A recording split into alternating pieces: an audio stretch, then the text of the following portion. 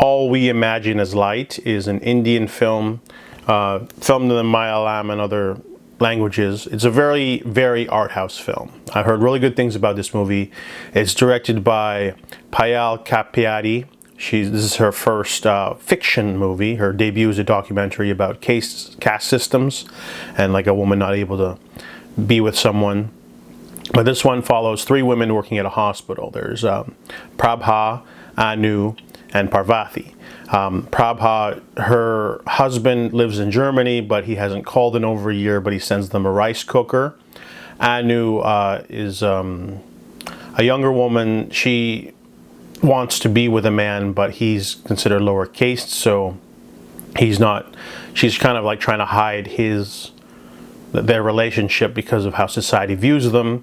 And Parvathy, she's like a janitor, but she's being kicked out of her where she lives because her husband died and she can't find the residential papers. So this construction man's trying to put the screws to her and make her leave.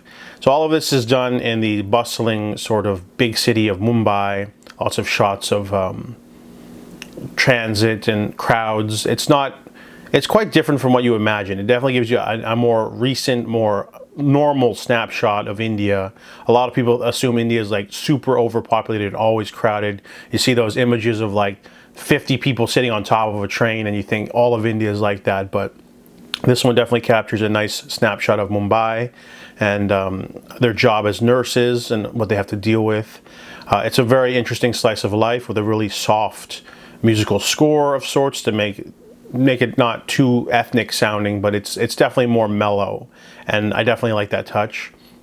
But the main plot is basically Prabha gets a rice cooker from overseas, and she definitely misses her husband, but it's kind of like another man's trying to seduce her with poetry and things like that, and Anu's trying to hide her relationship, and then Parvathy's got to make a choice if she's going to leave or not. And there's some interesting, weird metaphysical stuff happening at the end that's really art house that I kind of enjoyed, but the rest of the movie is just like quiet and sort of simple, really mellow performances. It's definitely a slice of life drama film without much resolution.